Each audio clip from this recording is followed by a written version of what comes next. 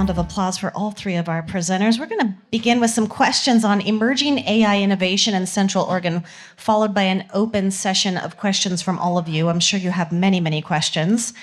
How are we doing? We're shuffling around. I guess y'all are going to want some microphones. Matti, one for you. And one for you, Russell. Okay, thanks for being here, you guys. This is so cool, and I love that you're using it in three very different ways. So I'm going to start. My first question is, how do you approach ethical considerations and data privacy when deploying AI solutions in your operations? And feel free, you don't have to all answer each question, but if you have something to add, please do. I'd love to answer that question because one thing I didn't mention in my experience is my 17, 18 years of experience as a lawyer and an in-house lawyer has been in the field of digital regulatory compliance. So I've been working with privacy, cybersecurity, data protection, AI governance for almost 20 years. And, I don't even think of it as an add-on. It's something we are building in from the very base level of the solutions we're providing and documenting it. Again, I'm really big on bring the receipts, show what you're doing, because I have a customer base that is buying this, that is dealing with confidential trade secret business information, as well as privileged attorney communications and advice. So, not thinking of it as just not part of the deal. It costs a little bit more to do it, but at the same time, it's a 10% adder from the ground up. It's 110% adder if you have to do it later. Yeah, that's right. I feel like Jordan is like, yes, correct. Do it right the first time. Did you have something to add, Russell? Yeah, I guess I would just add, obviously in healthcare, like privacy and security are huge, but bias also comes into it, right? And so, for us, we're not doing anything that kind of directly leads to like a diagnosis of a patient, right? So, step one there is really make these kind of clinically excellent models, and then you can start to think about how you can use that data to inform clinical decisions down the road, right? And kind of get more into the front end of healthcare where AI is impacting, diagnoses and other things that are happening with patients. So, I think that's just another kind of nuance there. Mm-hmm. And I think with AI, you probably, like me, you build your AI so you can give it feedback to make sure that it stays right and that the people actually dealing with it, the nurses who are reviewing the output, like they can say, oh, good job, AI. And nope, AI, you got it really freaking wrong, so that you can learn from it, because that's the whole benefit of AI. Yeah, exactly. Anything to add about Joe the plumber's experience? Hey, the plumbers need love too. Yeah, I think the biggest thing is just transparency, obviously, but also just staying up to date with all the new laws coming out all the time. I'm sure you do that. There's lots of new data privacy laws coming out all the time. Obviously, Europe's a little more forward with that than the U.S. is right now, but the CCPA in California from a year or two ago, I think, will probably eventually be nationwide. So, just staying educated, staying up to date with everything, and making sure your platform complies with all the legal stuff. Yeah, that makes sense. Okay, what strategies do you employ to keep your clients updated with the rapidly evolving AI landscape? It seems like you probably want to start. Yeah, okay. Yeah, well, lots of product emails. Thank you, Kyle. I think also lots of client calls. They don't understand it, especially plumbing companies and HVAC companies. All they see is that it's working for them and they're making money. So if it makes dollars, it makes sense, I think, in their mind. We have some clients who really are very forward on it, right? We have a solar company in Las Vegas who told me literally a couple weeks ago, I want a sales team with no salespeople. That's what he said to me, right? So it's different for everybody, but maybe we'll do a webinar series someday. I don't know. We're not doing that right now. We don't hit too many product emails out to customers right now, just because our AI is more of a background integration than the key feature. So it's necessary for the thing to work well. But because we don't replace the lawyers, we're getting them information that they can confirm, and there's a feedback loop. We're mostly about transparency in our documentation to help people understand exactly how we use AI, what data it has, and where its limitations are, so that they don't over rely on it and let it make decisions for them. Sense.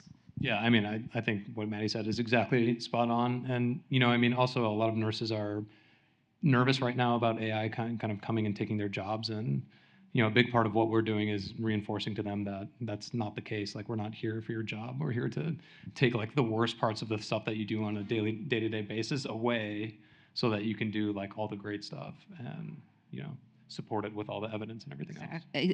My friend Justin here in the second row likes to say AI won't take your job, but a person using AI might. And it's similar with the nurses. You want to take away the drudgery, and I think I created mine simply because I hate negotiating contracts. Yeah.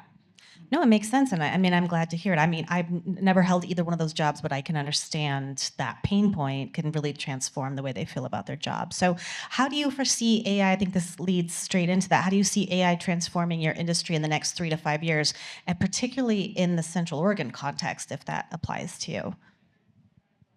Yeah, I mean, I guess I can go for. I mean, I think like everyone is doing stuff with AI in healthcare right now because it really is like the first time when people think that AI can actually make like a significant difference and not just do 60% accuracy or whatever, right? So, I think hospital administration, healthcare system administration will be totally different, and a large component of it will be driven by AI within 5 to 10 years for sure.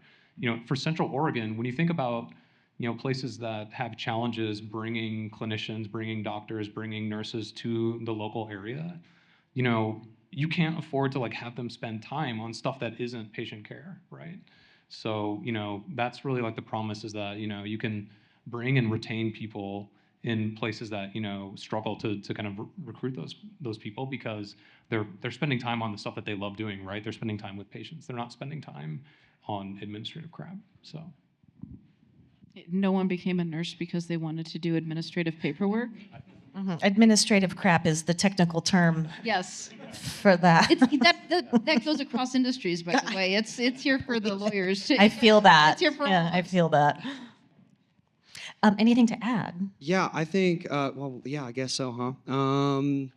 I think that it's very likely that, and hopefully we're a transformative force with this, but it's very likely that the front of office worker, at least at home with home service companies, gets replaced by AI at some point in the next 3 to 5 years. It's really good at talking to people via messaging. It's really good. I don't know if you guys have heard AI voice now, but like you don't even know for the first 30 seconds if it's a human or not, right? So 3 to 5 years from now, I think everyone sees the hole that we're trying to fill. I think many other companies see it as well. So I think it's very likely that that slowly gets replacing that entire role.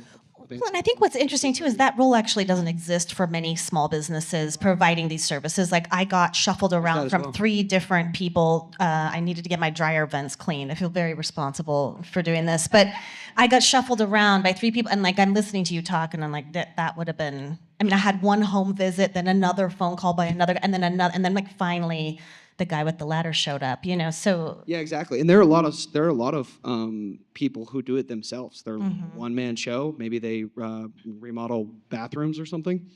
They're answering the phone and texting customers back themselves, right? So. Right, and when we think about like doing the thing that we're really good at, like how can you be good at managing the front office and doing the technical work? So I think this is so cool.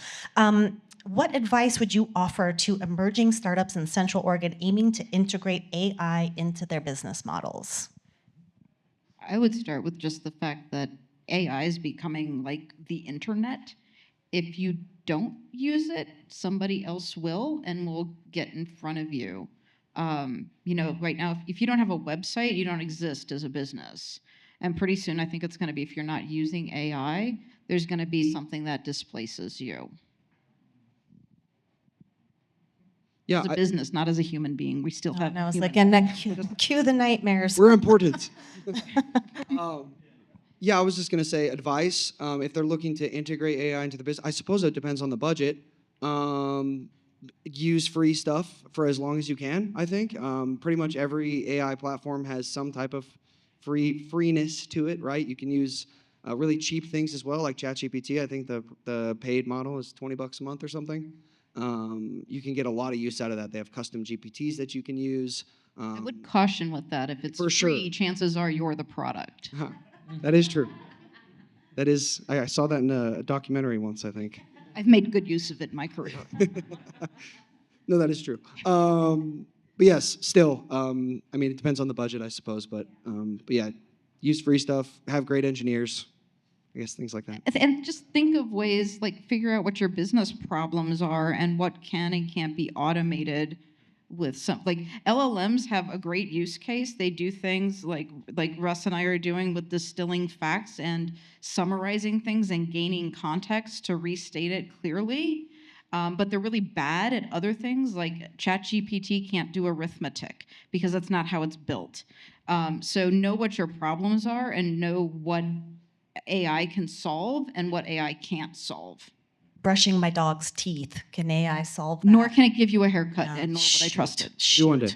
Maybe one day. Okay, Russell, anything to add to that? I don't think so. I mean, AI can tell you the steps to brushing your dog's teeth. Oh, I know the steps. I know the steps. So, Yeah. You know, I mean, yeah, I think I really like the idea of just experimenting with cheap tools that are out there, and Yeah.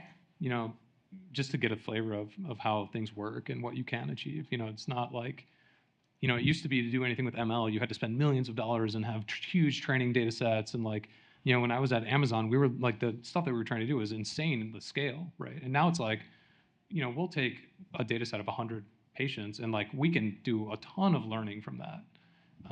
So, you know, just kind of try it out and see if it can do stuff that helps you. I mean, Yeah. Yeah. Thinking about the things we don't want to do in our businesses. So I'd love to open it up to questions to you all. If you have questions for, yes. I got one for the medical records. What's the human review like? And you said something about, are you integrated with Epic so that it does the data entry directly into Epic? And so this is a question for Russell. And do you have, is there a human review element? And can you configure it so that you have to do it or you don't? Is there a point at which you trust the application to just do the entry for you? Yes, so this is asking questions about the human review. Is Epic directly integrated, and do you trust that process, and can you expand on that?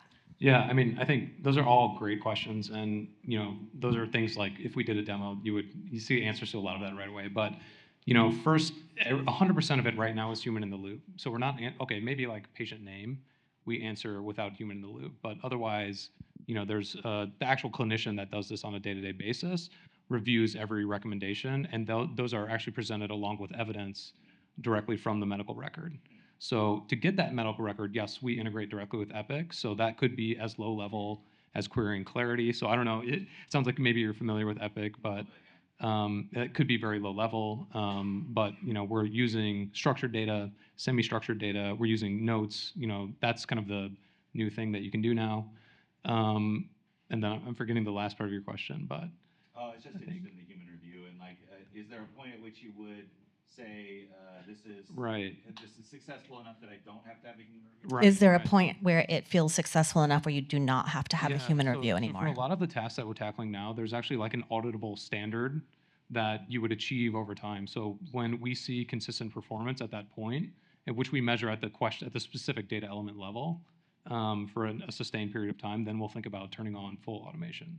And you know, then there's also a background sampling process where you're going to do the whole thing without any AI, so that we can kind of monitor to make sure that it's maintained right. Exactly. Yeah. So you know, we just want to see that high 90s accuracy. And I would imagine that the regulations that govern you would say that even if you get to meet that standard, that you could automate with an auditable standard, you still have to review those results on a regular basis. So, because I don't think, at least with my knowledge of the global laws regulating responsible AI, you'll never fully get out of human in the loop, even if human behavior itself trusts the AI more than it possibly should. Yeah, there's still somebody's name on the bottom line, right? Right. That's a great question. Thank you. Any other questions for our friends up here? Yes, Talina. Okay. V4 part of the question. final. Great. Perfect. And then secondly, I really got the benefits to the in-house attorney of your application, but I'm wondering about can you Yeah, so this is a question. She understands the benefit to the attorney for the in-house attorney, and she wonders if you can expand on the benefit to the actual organization. The primary benefit to the organization is going to be the increase or the decrease time it takes to provide individual legal reviews. So if you look at our first product for the sales contract, if you normally close, say, 15 sales deals through legal review in a quarter, if you can now do 20 or 30 of those, that's additional revenue. Little secret to in-house counsel: when the end of the quarter, when a dump truck full of contracts gets in your inbox that says, I need this reviewed by tomorrow, if they can't get to it by end of quarter, they just don't. A lot of people wrongfully believe that they start sending that out to expensive outside counsel, but in fact they don't. It just waits till the next quarter or the next fiscal year. So the faster you can get those contracts reviewed. Same thing with the value for if you go into procurement or M&A, anything that has a time bar that you want to get closed for your projections, your 10K, your 10Q, your financial forward-looking statements, make your investors happy. The more you can do that on time, and eventually the system will learn enough that it can actually give SLA requirements. Like if a deal comes in, or we're planning to connect to like a Salesforce or CRM, it'll give you an estimated time that the lawyers will need to review it, so you can plan it into your business cycle. Yes. So this probably doesn't affect leads quite so much, but for the other two folks, where do you see the use of in-house or private LLMs versus the public ones, both today and in the future? So where do you see the need for private LLMs, in-house LLMs, and public ones, and like also in the future? What does that look like for you? I think it to some extent it kind of depends on what you mean by private, but I think where it's going is a hospital will have their entire own cloud infrastructure on Azure, on AWS, and those services bring models along with them. So they're comfortable using, let's say, like a GPT-4, as long as you're using the GPT-4 that is specifically restricted to their, their VPN, to their, to their cloud infrastructure, right? So, what we're planning for is focused on fully private for the hospital. So operating within their infrastructure. And then if there are models that we need to bring that, so for example, there are certain tasks that can't be bolted onto GPT-4 or something like that, we'll bring private models where we can share weights with the hospital, so we can still execute within their environments. So, there's been too many people that have gotten burned by healthcare data loss. So, we're planning on that kind of fully private world. And ours focuses more on basically the pricing model that's in the business plan. We don't have, in-house legal doesn't have nearly as much structured research data that a health record would. So the risk to discovery of confidential information via the vector data stores that might go outside the security boundary of our customer into a public LLM, that can really be made on a risk basis for the customer itself. And we can help walk them through what that risk basis is and weigh that against the cost benefit of a public LLM or bringing in-house a private LLM, whether it's in-house dedicated infrastructure or cloud. But our clients, because of the nature of their business, may decide that public is fine for them versus paying for the more expensive dedicated. So it'll be more of a business question for our customers. And any other questions? Actually, yeah. Is there any way, and I'm not sure how I'm even supposed to, or how to ask this question per se, but with blockchain, right? Because I'm hearing a lot of like privatization, and there's a decentralization inside of any blockchain, right? And all of that data can remain effectively housed and stored in every single one of those. Is there any talk or any discussion around utilizing the blockchain inside of AI or something along those lines that would allow for some of this decentralization? Because like what I'm hearing inside of all this is this AI continues to consume information, continues to consume and consume and consume, and there's no other block essentially that helps to deregulate some of those things. So like you have this behemoth that now has no other way of being able to be, I mean, what human is going to be able to go through that? We're going to have to use an AI to be able to figure out that information. Yeah, so this is, So is there, like I said, it's a little bit of a complicated question. I'm not even sure how I'm specifically yeah. answering it, but is there a blockchain kind of element that could be added into this to make sure that this doesn't get, I mean, like, Yeah, is there any consideration of using blockchain to try and manage this massive say that growth that's happening here? At least in the solution that V4 Final is building, the short answer is not really. The primary benefit and the problem that blockchain would solve is one of provenance, and kind of that, who had access when. And for internal looks at our customer data and the logs that are created internally, we have other less complicated ways of doing audit logging than throwing a blockchain on top of it. So it's kind of just not worth the extra engineering effort to throw it into ours. I see that for you. I would say that more so from the healthcare perspective. I'd be more concerned about that. Well, I mean, like, is your concern really around the volume of healthcare data that is coming into existence via AI synthesis and other things? What I'm hearing inside of all this. Yeah, yeah. I mean, I think, like, to Maddie's point, still the provenance of the data is still super important for healthcare, and you need to know who has manipulated it, and more importantly, if you think about like a cryptographic method, like, has it been changed, right? I think, I don't know. Honestly, I would have to think about that for a little bit.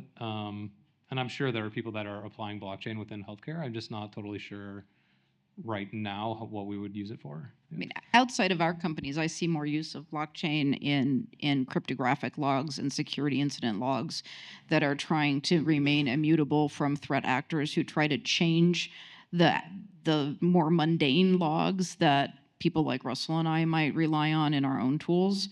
So again, it's just solving a problem we don't have. There's other solutions on the market that solve it. Yeah, such an interesting part of the conversation. I'm wondering if there's, everyone's like, yeah, AI. What are we not considering, and what are people not aware of that they should be aware of? And when I say people, I mean like the general population, the public. AI is just a tool. It can be used for harm as much as it can be used for good. So make sure you know what people are doing with it. Sure, I don't. Unless you want to sleep. I mean. Yeah, right. Yeah, right. Yeah. I don't know what else to tell people on that. About like the environment. Yes, please. I was just going to say, AI is like a wave of technology, and you either are going to get crushed by it or you're going to ride it like a surfer. So, yeah, you just got to ride the wave, I think. Yes, I think we're going to need some webinars. I think we're going to need some mass public education campaigns. You, sir. Zoom calls. Action item from the Help. Do we have an AI note taker in here for this? I know, does anybody recording this?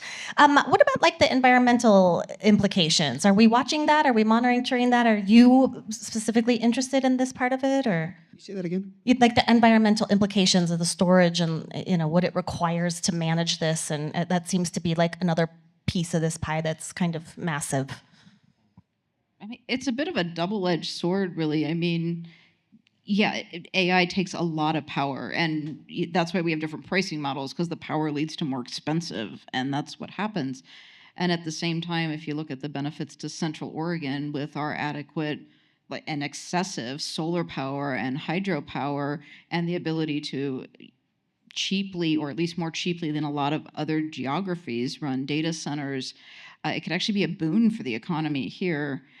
We just have to do it responsibly and not, what's a better word for willy-nilly? That makes me sound silly. Reckless. I think reckless. Yeah, we can't be reckless about it, but we have to be thoughtful. And I think that's why, I think the partnership here with EDCO is great, because if there's one thing I've learned from EDCO is that we're really interested in the responsible development of the Central Oregon economy. Yeah, absolutely. Yeah. I hate to do an analogy, but I had a debate with somebody a long time ago about tipping culture in America. And the only way you could, because he didn't want to tip people, right? The only way you could stop tipping culture in America is if everybody stopped tipping people, right? Because then restaurants would be forced to pay their employees more. So I think it's kind of similar.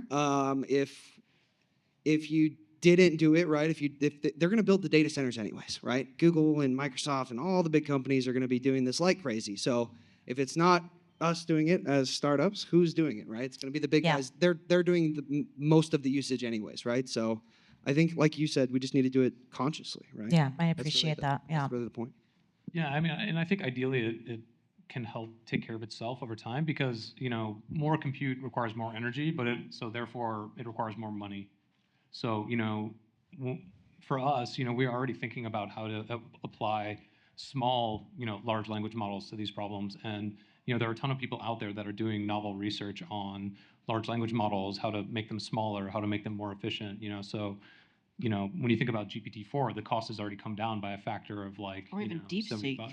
with their open source model. Like Exactly, you're finding right. people work on new models that are getting faster, more efficient, cheaper, using less power. Like anytime there's a constraint, there's innovation. Yeah, exactly. So I think, there are people working in the space that care a lot about environmental problems. And, I think everyone can work together to be conscious about those kinds of things. And, there's also going to be, people acting in bad faith when it comes to caretaking for the environment. But hopefully it solves itself. Shoot. Yeah. Okay, yes, right here.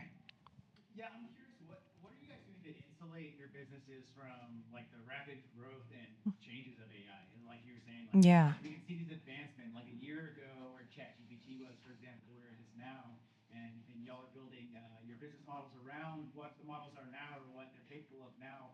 So what are you guys doing to protect yourself against Yeah, this is a great question. So what are you all doing to insulate your businesses for this like rapid development? We're being that's built happening? to be Yep. LLM agnostic because LLM is just part of the value we add. It's not the whole value we add.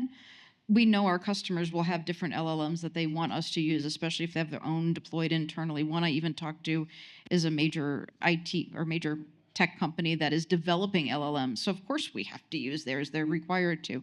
So, whatever's available, we're building to use it. And luckily, most of the integration is super easy. Right, Simon?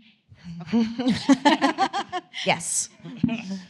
Right, Russell? Yeah, I mean, yeah, I think being agnostic is part of it, and then yeah, exactly, making sure that you're addressing an actual business problem and not just building an LLM for doing something, right? And I think, for us, like this problem has existed for decades, and now it's only getting worse with additional reporting requirements and other things. So, we don't think that problem is going away.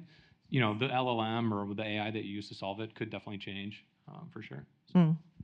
Yeah, I mean, I agree. I mean, sometimes we have a feature where we deny a service or accept a service, right? Like there is maybe an HVAC guy who doesn't do portable AC units, right? And sometimes one LLM will give you one answer, and sometimes another one will give you another answer, whether he does that or not, right? So, yeah, staying LLM agnostic is very important. But yeah, I think you have to also just be nimble, right? You have to be ready to change your product offering at any time. So I think that's probably the most important thing is just having the ability to pivot, having lots of energy when you do it, and just saying it with your chest, I guess. Yeah. Yes. And there is a dryer vent guy who doesn't do stackable machines, but there's another guy who does. So yeah. I don't know what that's about, but there's a lot of random requests. Like Yeah, I'll say there is. Okay, how about a round of applause for Tristan, Russell, and Matti? Really well done. And I also want to say before you go that each of you presented really beautifully. So well done on that front as well. But thank you for being That was my second time with the Good pitch. job. That was excellent. Very excellent. Brian. Yeah, I know we have lots of questions for you, so connect with these guys on your way out tonight and follow along, and I hope you'll all come back and give us an update soon. Thanks for being here. Really appreciate you. Yeah.